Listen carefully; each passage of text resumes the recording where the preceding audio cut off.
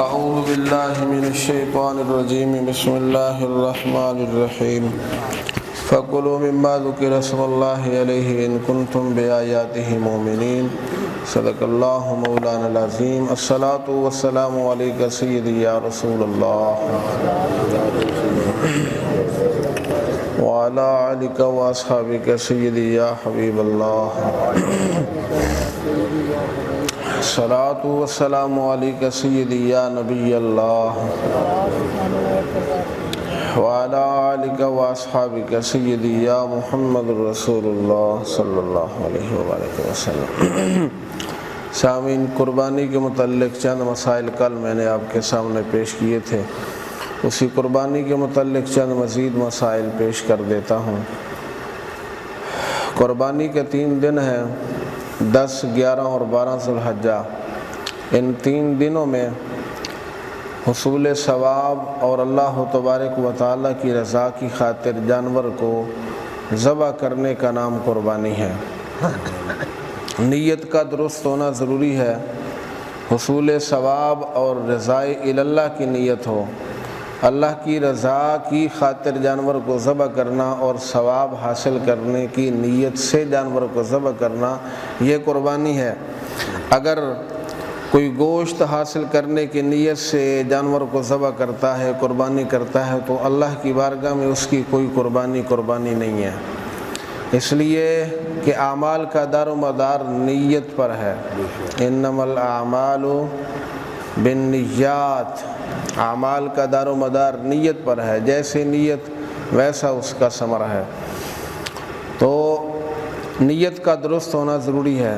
اسی طرح کچھ لوگ ہوتے ہیں ایک جانور میں شریک ہو جاتے ہیں 7 افراد، تو ان 7 افراد کا شریک ہونا، صحیح العقیدہ ہونا بھی ضروری ہے۔ شاید یہ مسئلہ پہلے علم میں نہ ہو، ان سب کا صحیح العقیدہ ہونا بھی ضروری ہے۔ اگر ان 7 میں سے کوئی ایک آدمی گوشت کی نیت کر لیتا ہے تو پھر بھی کسی کی قربانی نہیں ہوگی۔ سبھی کا نیت میں برابر شریک ہونا ضروری ہے، سبھی کی نیت یہ ہو کہ ہم اللہ کی رضا کی خاطر قربانی کرتے ہیں۔ اگر کوئی ایسا آدمی ہے کہ جس کا عقیدہ درست نہیں ہے، اس کا مقصد ہے کہ چلو کم پیسے میں مجھے گوشت مل جائے گا، تو سبھی کی قربانی ادا نہیں ہوگی۔ یا بسا اوقات 7 آدمی شریک ہیں، ان میں سے ایک آدمی فوت ہو جاتا ہے، تو باقی 6 لوگ رہ گئے۔ اب 6 لوگوں کی قربانی تب درست ہوگی کہ جب اس کے وارث، باقی مرنے والے کے وارث اجازت دے دیتے ہیں، تب درست ہوگی۔ اگر اس کے وارث اجازت نہیں دیتے تو تب بھی ان 6 کی قربانی درست نہیں ہوگی۔ اللہ تعالیٰ ان مسائل کی طرف ہماری توجہ فرمائے۔ کل ایک مسئلہ پیدا ہوا تھا کہ اگر کوئی قربانی کے لیے جانور خریدتا ہے اور خریدنے کے بعد جانور مر گیا تو اس کے لیے کیا حکم ہے؟ کسی نے قربانی کے لیے جانور خریدا اور وہ جانور مر گیا، تو صاحب استطاعت غنی آدمی کے اوپر دوسرا جانور خرید کے اس کی قربانی کرنا ضروری ہے، اور جو غریب ہے، فقیر ہے، اس پر نہیں ہے۔ کل یہ مسئلہ بتانے میں مجھ سے تھوڑی سی خطا ہو گئی۔ انسان خطا کا پتلا ہے، کمی بیشی ہو جاتی ہے۔ اگر صاحب استطاعت ہے تو اس پر دوبارہ قربانی کرنا، نیا جانور خرید کے ضروری ہے، لیکن اگر وہ صاحب استطاعت نہیں ہے تو پھر اس کے اوپر قربانی نہیں ہوگی۔ اسی طرح قربانی کے لیے جانور خریدا اور وہ جانور چوری ہو گیا، یا اسی طرح وہ جانور گم ہو گیا، اب قربانی کے لیے دوسرا جانور خرید کر لیتا ہے، تو اس کے بارے میں بھی یہی حکم ہے کہ اگر وہ غنی آدمی ہے، غنی آدمی تھا، اس کا جانور صاحب استطاعت تھا، اس کا جانور گم ہو گیا یا چوری ہو گیا، اس نے اپنی استطاعت کے مطابق دوسرا جانور خرید کر لیا، اب پھر دوسرا جانور مل جاتا، وہ پہلے والا جو چوری ہو گیا تھا، گم ہو گیا تھا، وہ بھی مل گیا۔ اب غنی آدمی کو اختیار ہے، چاہے وہ پہلے والا کر دے چاہے دوسرا کر دے۔ مقصد ہے اللہ کی رضا کی خاطر قربانی کرنا۔ ان دونوں جانوروں میں سے کسی بھی جانور کی وہ قربانی کر سکتا ہے، لیکن یہاں پر تھوڑا سا فرق سمجھ لیں۔ ایک غنی آدمی نہیں ہے، صاحب استطاعت نہیں ہے، اس نے قربانی کے لیے جانور خریدا، پھر وہ جانور گم ہو گیا یا چوری ہو گیا، پھر اس نے دوسرا جانور خرید کر لیا، پہلے والا بھی مل گیا، اب فقیر کے لیے جو صاحب استطاعت نہیں ہے اس کے لیے دونوں ہی ضروری ہو جائیں گے۔ غنی کے لیے تو اختیار ہے دونوں میں سے جس کو چاہے کر دے، لیکن جو غنی نہیں ہے، صاحب استطاعت نہیں ہے، اس کے لیے دونوں جانوروں کی قربانی کرنا کیا ہو جائے گی؟ اس لیے کہ اللہ نے جب اسے رخصت دی ہے تو اس نے رخصت سے فائدہ کیوں نہ اٹھایا؟ اس نے قربانی کو خود اپنے اوپر ضروری کر لیا۔ اب جب ضروری کر لیا تو اب اس کے لیے دونوں جانوروں کی قربانی کرنا کیا ہے؟ ضروری ہے۔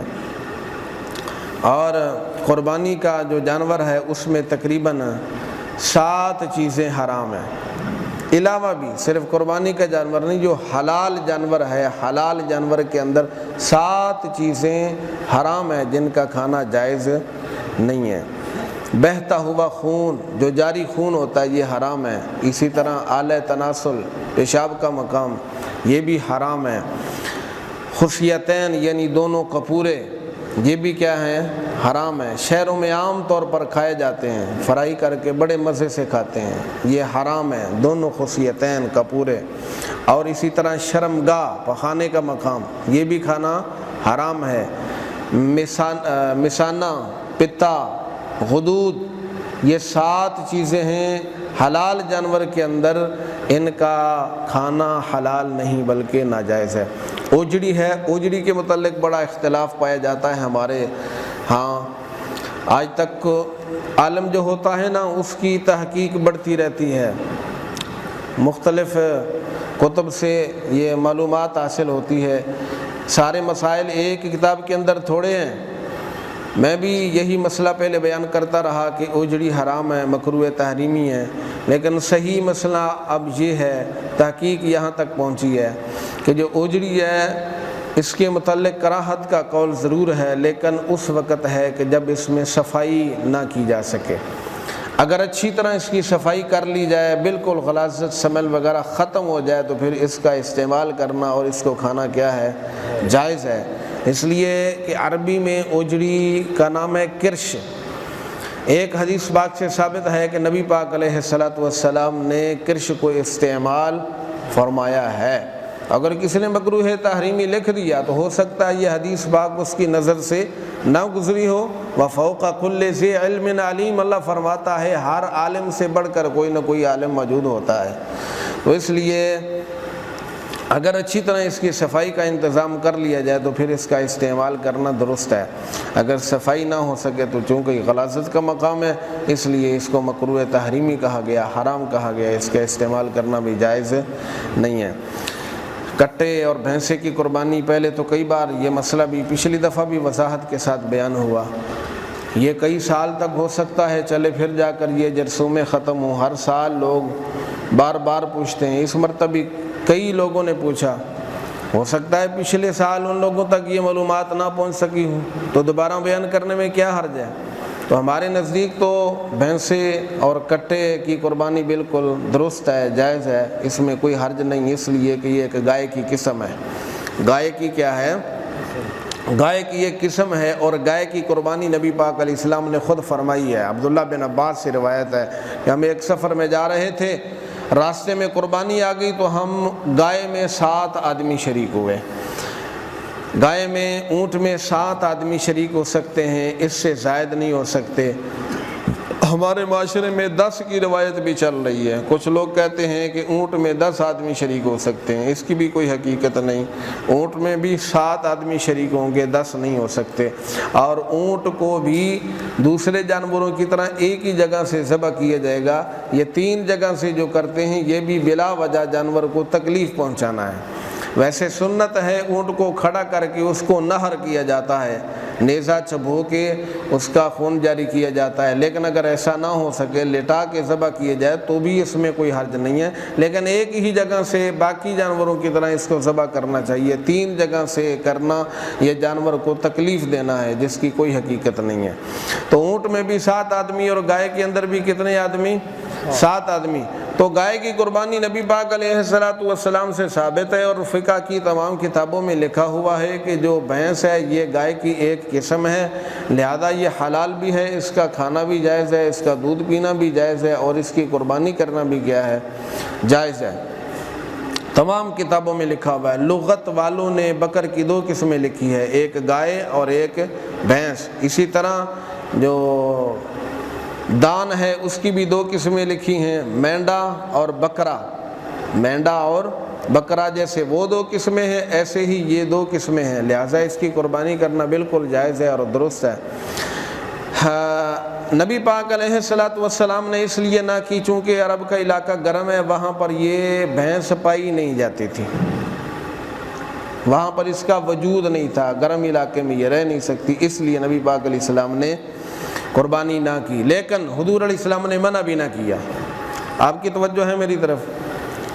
100 باتوں کی ایک بات، دلائل تو بڑے میں نے دیا، اگر میری طرف آپ توجہ کر لیں تو مسئلہ آپ کو سمجھ آ جائے گا۔ مذہب کوئی آدمی جون سا مرضی رکھے، لیکن بات تو دلیل کی ہونی چاہیے نا، بات تو سچی کرنی چاہیے نا، بلا تنقید اور بلا کسی کے اوپر اعتراض کیے۔